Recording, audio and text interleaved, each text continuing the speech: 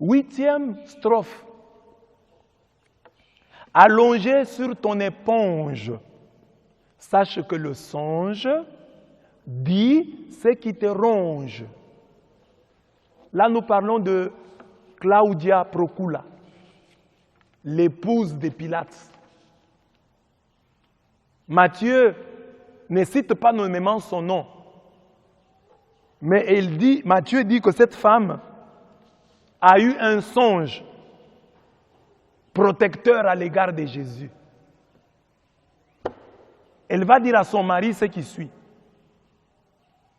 Qu'il n'y ait rien entre toi et ce juste, car aujourd'hui, j'ai beaucoup souffert en songe à cause de lui. Ne t'immisce pas, ne te salis pas dans l'affaire de ce juste. J'ai été tourmenté dans mon sommeil à cause de lui. Ne sois pas complice de sa mort. Voilà le songe de cette femme, un songe protecteur, comme celui de Joseph, l'époux de la très sainte Vierge Marie.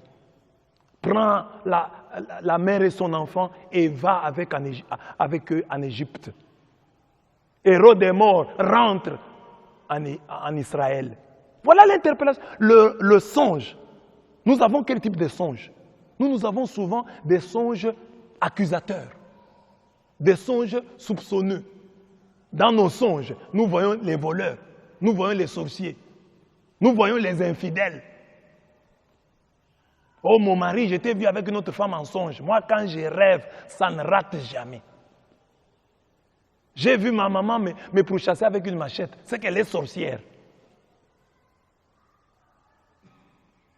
Claudia Procula n'a pas, la femme de Pilate, n'a pas ce songe-là. Elle a un songe protecteur. Elle le prend au sérieux. Elle en parle à son mari. Nous aussi, nous avons des songes qui nous responsabilisent. Des songes qui doivent sauver nos frères, des songes salvateurs. Mais nous ne les prenons pas très au sérieux. Nous prenons très au sérieux les songes accusateurs. Si tu vois en songe Dieu qui te dit d'aider tes frères et tes sœurs, est-ce que tu vas les aider? Là, tu vas dire, ah, ce n'est qu'un songe. Mais quand tu vois dans un songe quelqu'un qui t'ensorcelle, quelqu'un qui te fait du mal, qui veut te donner du poison, là, tu prends au sérieux, c'est vrai. Comme une femme qui disait à son mari, mon mari, en tout cas moi quand je rêve, c'est toujours vrai. Je t'ai vu avec une autre femme. Alors son mari lui a rappelé, dit, la fois passée, tu m'as dit que tu avais rêvé et que je venais d'acheter un véhicule. Où est le véhicule? Donc pour cette femme-là, ces rêves qui ne ratent pas, ce sont les rêves soupçonneux. Parce qu'elle avait déjà rêvé son mari ayant payé une voiture. Mais ce rêve-là ne s'est pas réalisé. Mais le rêve où elle voit son mari avec une autre femme, elle dit que mes rêves ne ratent pas, mes songes ne ratent pas, mes songes ne sont pas mensonges.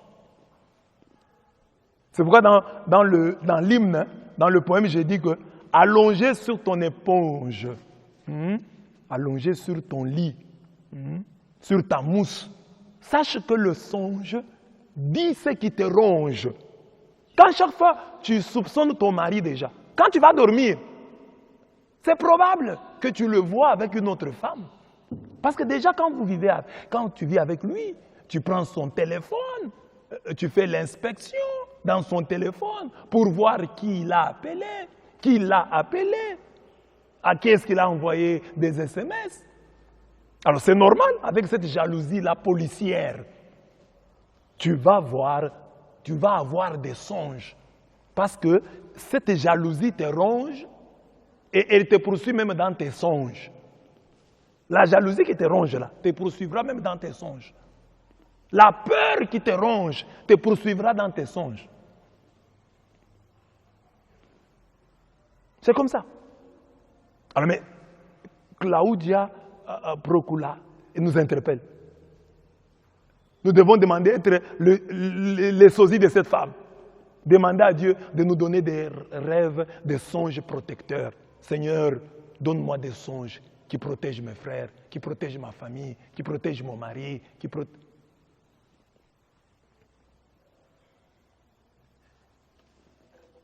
Neuvième strophe.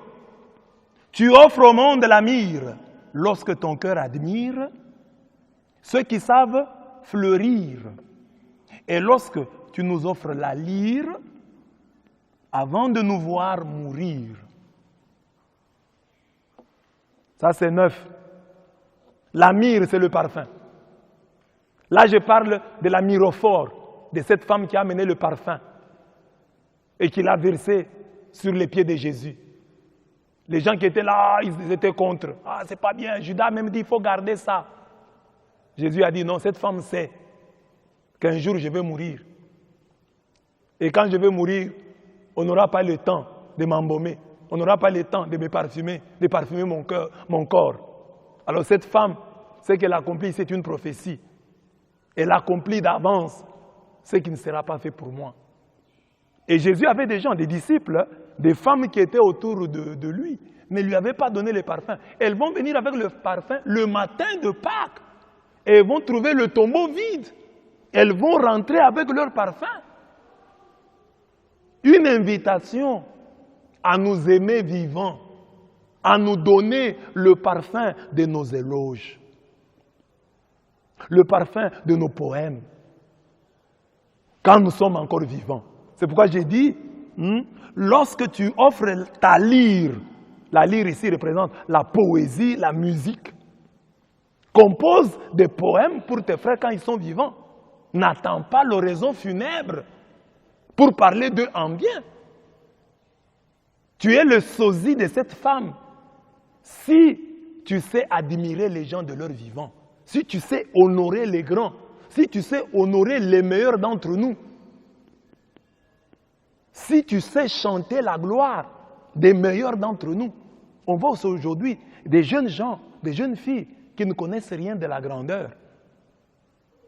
Ils peuvent même se moquer des grandeurs, ils se moquent des gloires, parce qu'ils ne les connaissent pas, ou parce qu'ils ne connaissent pas la valeur d'une gloire. Nous l'avons vécu dernièrement ici au Congo. Le professeur Muyembe, un éminent professeur, il dit une chose, des gens qui ne sont même pas des virologues, se permettent même de l'injurier.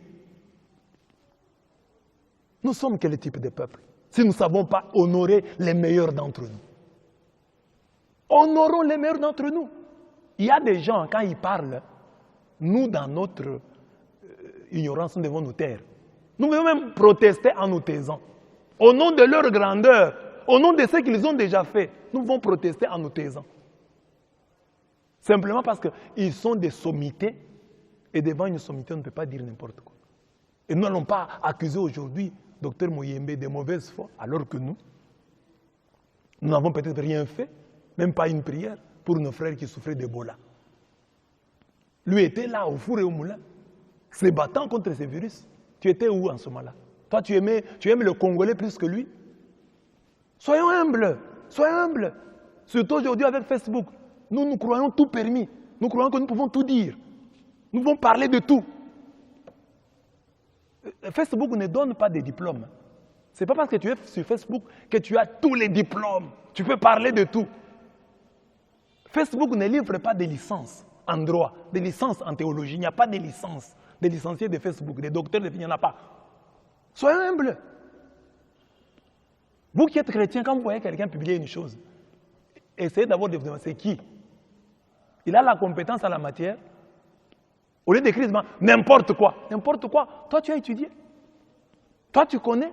Tu connais la vie. J'ai demandé à certains étudiants de médecine, ils m'ont dit que parmi les cours difficiles en médecine, c'est la virologie.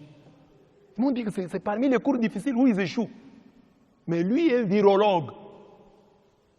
Et ce n'est pas seulement Dr Muyembe. Tous les grands, regardez les grands de ce pays, le professeur Lunda Boulou. Il meurt, il est en train de se mourir.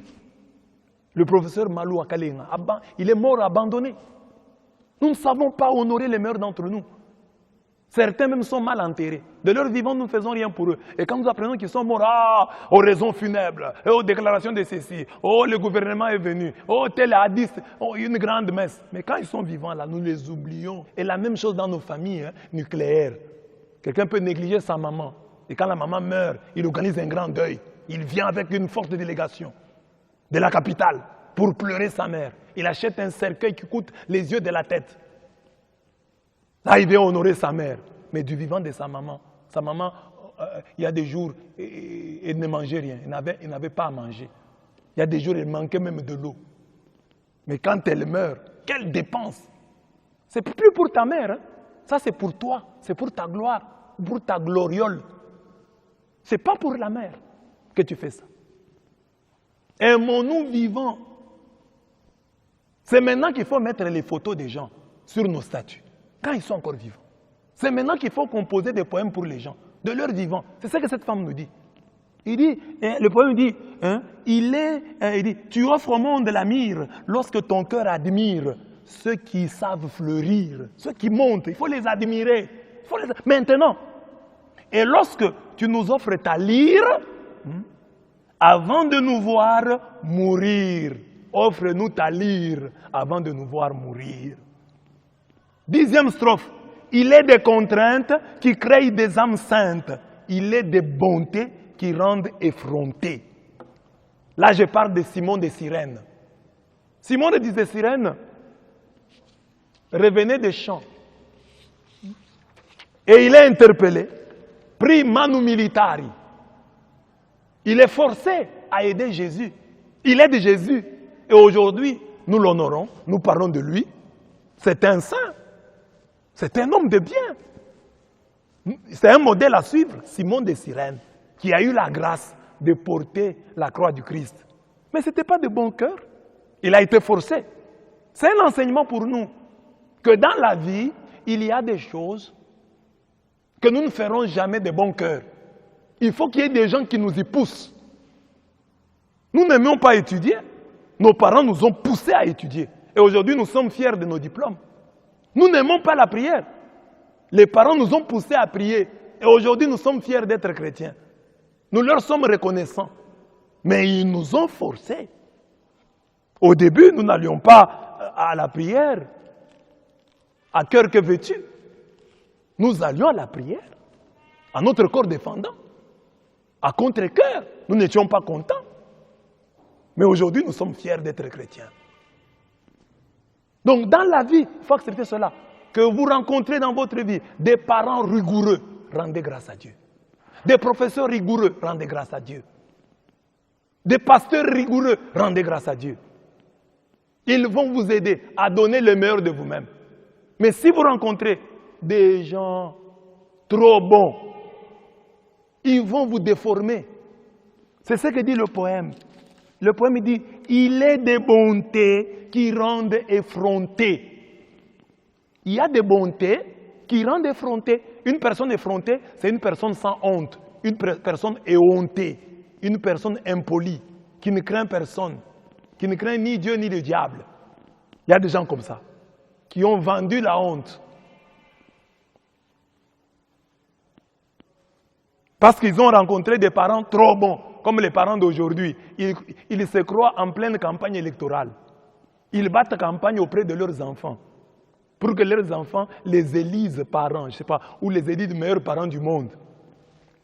Trop bons! Toi, tu n'as pas eu la... Mais est-ce qu'aujourd'hui tu regrettes? Moi, par exemple, je suis fier d'avoir eu un papa, une maman, qui était rigoureux à mon égard.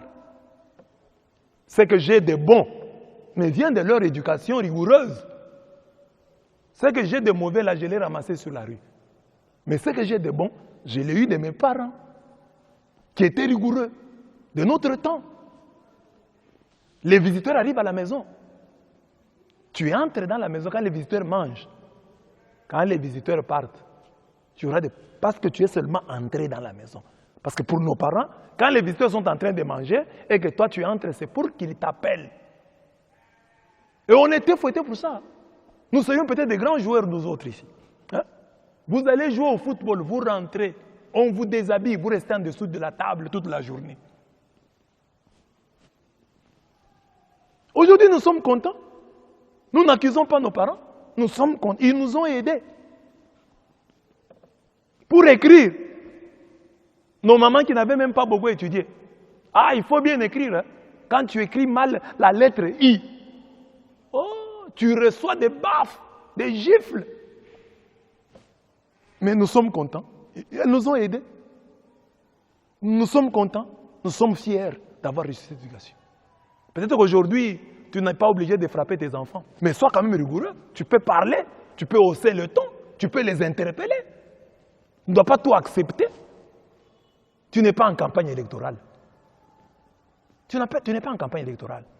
Alors, nous avons besoin de certaines contraintes. Les contraintes, il y a des contraintes qui créent des âmes saintes. Mais il y a des bontés qui créent des effrontés. 11e strophe. Lis la présence du gardien dans la déréliction du bien. Nœud gordien défait par la foi d'un païen.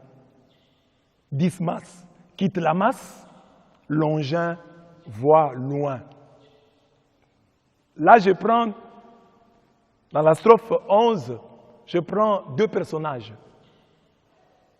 Dismas, le bon larron, et Longin, le centurion romain. Ce sont les noms que la tradition leur a donnés. Le bon larron, le bon voleur de la croix, là, on l'appelle Dismas.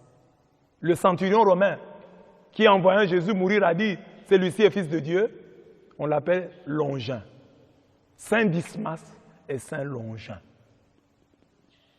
Ces gens sont des aigles de Golgotha, car ils ont vu dans les lignes brisées de la passion de Jésus-Christ, dans la déréliction, l'abandon de Jésus, Jésus criant « Mon Dieu, pourquoi m'as-tu abandonné ?» Ils ont vu la présence du roi. Ils ont vu la présence du Fils de Dieu. Ils n'ont pas vu seulement Dieu dans la gloire, mais ils ont vu la grandeur de Dieu dans ses déboires. Ils ont lu la victoire de Dieu dans la défaite. Oui, parce que Jésus est défait. Il meurt nu sur la croix, abandonné des hommes et de Dieu. Mais eux, malgré cet abandon, cette déréliction, ils perçoivent la divinité qui en sointe, qui transpire de la croix, qui transpire du calvaire. Longin, un païen, c'est quoi je dis, ce nœud gordien d'un Dieu abandonné, mourant sur la croix, c'est un nœud, c'est un mystère, un problème difficile à résoudre. Mais Longin voit dans ces dieux mourant nus et abandonnés, il voit le Fils de Dieu. Dismas voit dans cet homme qui meurt, quand tout le monde est là en train de l'injurier, même son compagnon d'infortune, appelé Gesmas, Gesmas a injurié aussi Jésus. Mais lui, il le regarde, il lui dit, souviens-toi de moi. D'abord, il les défend. Il dit, Gesmas, cet homme ici est innocent. Nous sommes des coupables. Mourir sur la croix pour nous convient. Mais cela ne convient pas, c'est juste. Alors tu n'as pas le droit de l'injurier comme ça. Alors il se tourne maintenant vers Jésus et dit, souviens-toi de moi quand tu viendras dans ton royaume. Oh, il voit l'avenir, Dismas. Il voit l'avenir de cet homme crucifié. Il voit la gloire cachée dans le déboire. Et il croit. Et c'est ça l'interpellation de ces deux personnages, Longin et Dismas. Longin, les centurions romains, Dismas, le bon larron. Est-ce que nous sommes aussi capables aujourd'hui de voir la gloire, la victoire cachée dans le déboire de l'autre? Qu'aujourd'hui tu es fille, tu vois un garçon qui vient pour t'épouser, qui n'a rien. Est-ce que tu peux avoir les yeux de Longin? Tu peux avoir les yeux de Dismas pour dire non, ce garçon, même s'il connaît des déboires, je vois les déboires à travers son pantalon, qui est déjà délavé. Il a même, lui, tout ce qu'il porte, ce garçon, est délavé. Chaussures délavées, pantalon délavé, chemise délavée. Tout est délavé. Mais voir à travers ce garçon, mal habillé, voir l'avenir, il faut être un aigle. Hein? Il faut être un aigle. Voir dans cette fille, parce qu'il y a des garçons qui croient que Dieu peut te montrer une fille qui n'a pas le physique que tu voudrais. mais qui a l'avenir, parce que si tu l'épouses, et comme Dieu va t'élever, dans ton élévation est cachée la beauté future de cette fille qui aujourd'hui te semble laide. Parce qu'il n'y a pas de filles laides, il n'y a pas d'hommes laids, il n'y a que des hommes et des hommes et des femmes mal entretenus. N'avez-vous pas appris qu'il y avait des laideurs sympathiques? Il y a des gens qui peuvent être laids, hein, ou des personnes, des femmes laides, mais bien entretenues. Il y a toujours une beauté qui échappe aux mailles de la laideur. Dismas et Longin voient Dieu caché dans les mystères douloureux. Nous sommes leur sosie lorsque nous sommes capables de voir aussi la grandeur de nos frères, dans leur la grandeur de nos frères cachée dans leur petitesse. Lorsque nous pouvons voir la beauté cachée dans la laideur, nous sommes les sosies de Dismas et de Longin. Dismas, le bon larron, Longin, le centurion romain.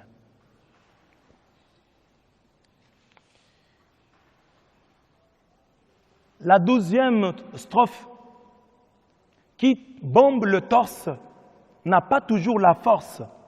La vraie puissance renonce à la nuisance. Là, je parle de Jésus, le paradigme par excellence, le modèle par excellence. C'est lui. Il a la force, mais il ne bombe pas le torse. Il ne s'en vante pas. Il ne prend pas une attitude virile et fière. Il reste humble.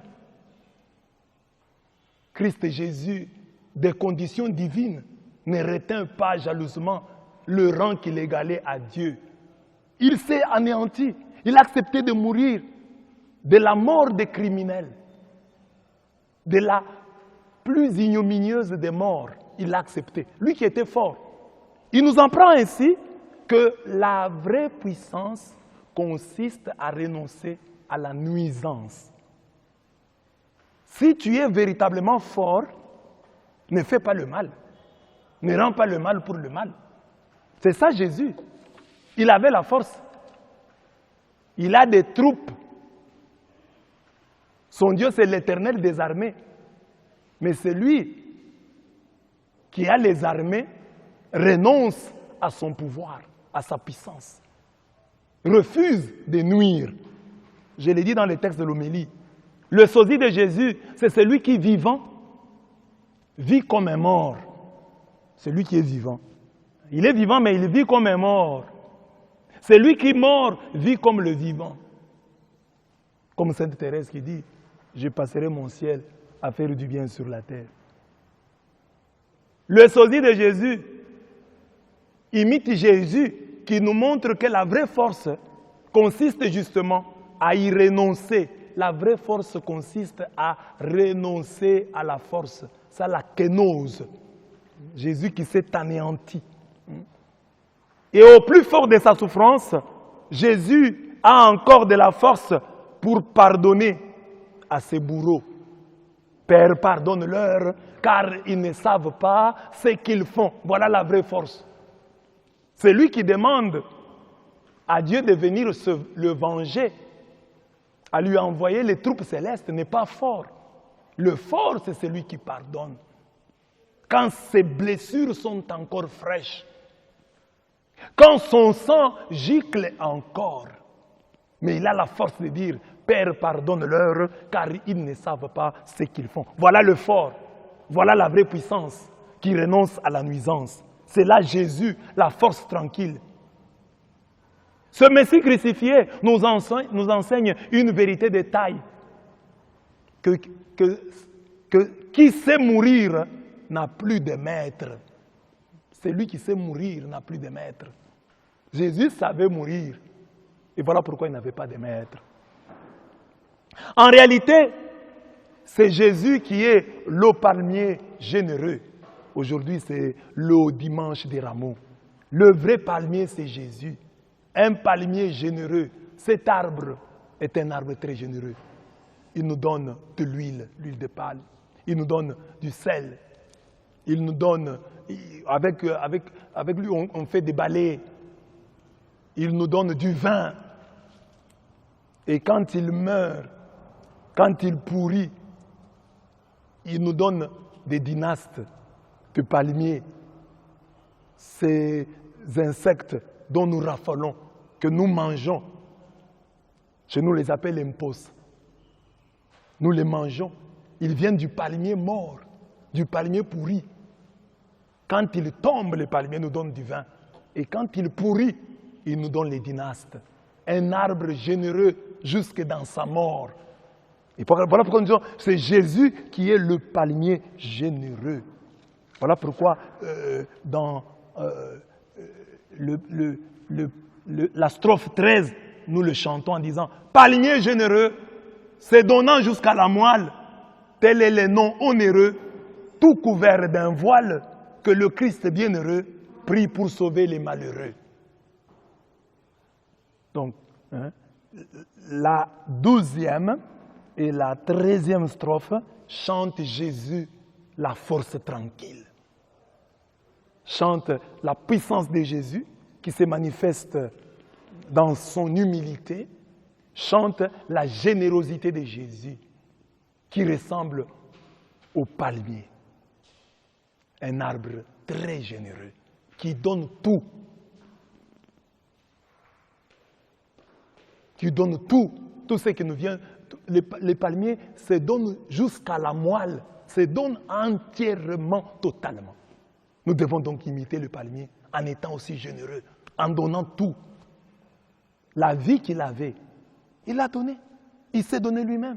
Il a donné son temps. Il a donné même sa vie. Jésus. Alors voilà, aujourd'hui, célébrer les dimanches des rameaux, c'est prendre la décision de vivre comme Jésus, de nous donner aussi jusqu'à la moelle, sans réserve, sans modération. C'est ce que Jésus a fait. C'est donner totalement, entièrement, jusqu'à la moelle. Jusqu'à la moelle. 14e strophe. Là, je chante Marie, la femme debout. La 14e strophe dit ceci. Même si la peine te secoue, même si tu es traîné dans la boue, et que le monde te croit au bout, reste toujours debout. Là, c'est Marie, la femme debout. Marie a perdu son fils unique, mais elle reste debout. Stabat mater dolorosa. Stabat mater dolorosa. Il est resté debout, la mère qui avait de la douleur, qui souffrait. Elle qui connaissait la vraie nature du Christ devait se scandaliser plus que quiconque de sa passion et de sa mort. Elle devait pleurer plus que tout le monde parce qu'elle savait comment il avait conçu ce fils. C'était par la puissance du Saint-Esprit. Elle l'a conçu dans sa virginité. Elle connaissait la valeur de celui qui mourut. Plus que quiconque, il connaissait la valeur. Les autres avaient vu les miracles. Ils ont commencé à les voir quand Jésus avait une trentaine d'années. Mais elle, n'ayant pas encore vu Jésus, elle a eu le miracle de sentir un petit être au fond d'elle-même.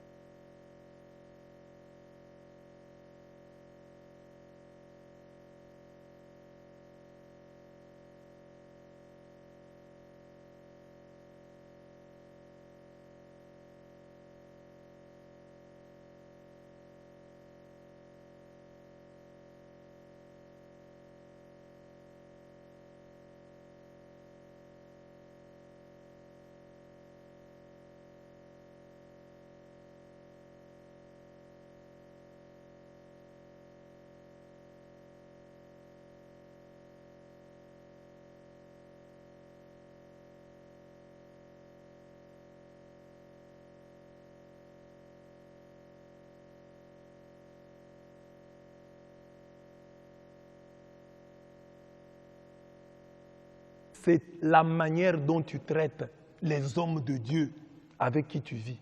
Parce que Jésus est tué parce que prophète.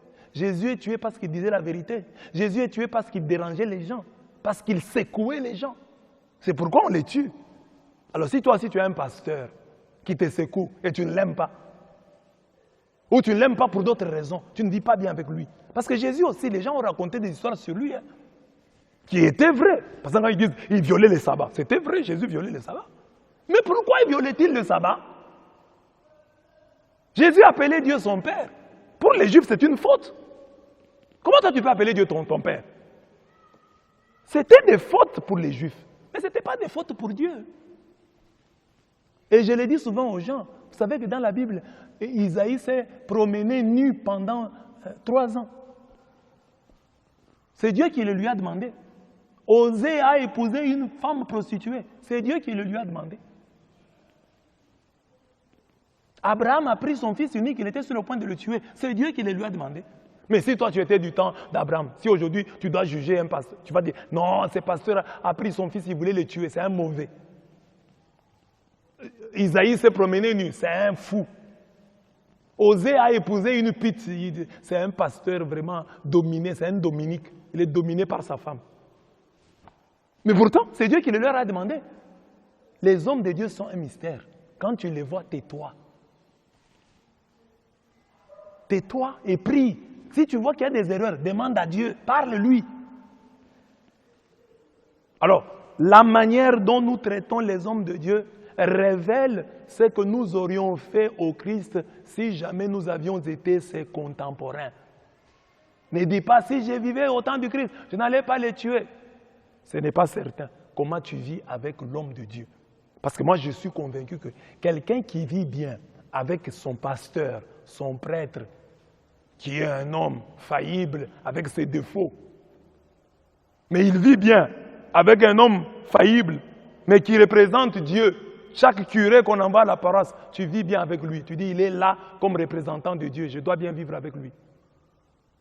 Mais il a ses erreurs, il a ses défauts, mais malgré ça, je vis bien avec lui. Je prie pour lui. Je vois le bien qu'il fait. Je ne vais pas les vendre, je ne vais pas les critiquer. Je prie pour lui, je jeûne pour lui. Alors, un homme pareil peut dire, si je vis déjà avec mon pasteur qui est faillible, qui a des erreurs, qui a des défauts, à combien plus forte raison ne vivrai-je pas avec Jésus le juste?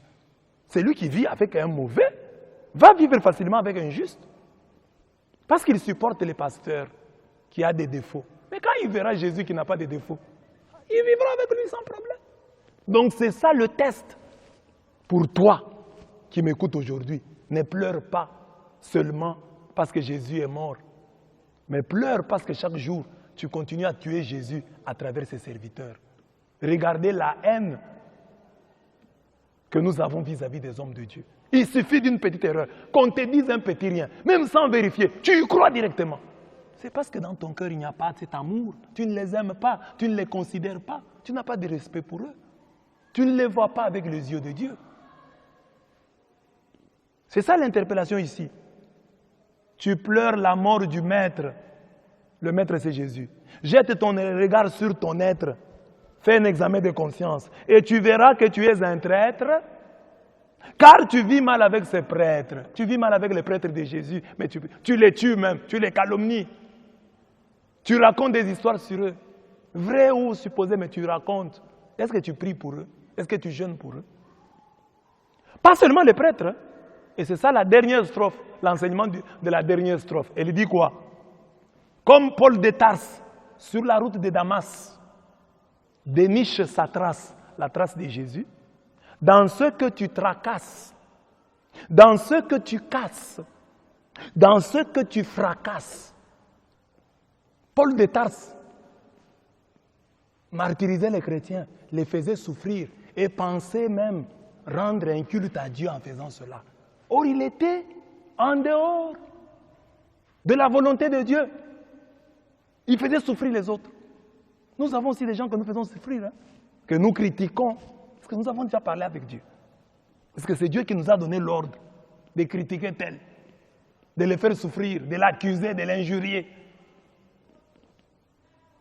Donc, Nous ne pouvons pas seulement nous contenter de dire « Oh, Jésus est mort, injustement, on l'a fait souffrir. » Nous pleurons quand nous voyons les films de Jésus, quand nous voyons sa passion, nous avons mal. Les vendredis saints, nous faisons les chemins de croix, nous pleurons. Non. Dieu nous dit « Je suis dans celui que tu casses. Je vais les casser, vous allez voir. » Dans celui que tu tracasses, Jésus est là. Dans celui que tu fracasses, Jésus est là. Alors, fais un effort pour éviter de prolonger ou de perpétuer la passion de Jésus. La passion de Jésus est perpétuée dans le martyre que tu fais subir à ton frère. Chaque fois que tu le fais souffrir d'une manière ou d'une autre, tu lui voles son argent, tu le trompes, tu le trahis. C'est la passion du Christ ravivée, continuée, augmentée, revue, corrigée. C'est ça. Quand tu fais souffrir l'homme créé à l'image de Dieu, la passion du Christ est ravivée, et continuée, et multipliée.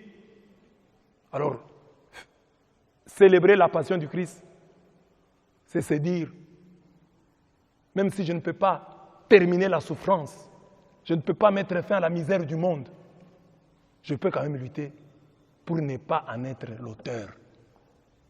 Que Dieu bénisse sa parole en nos cœurs. Amen.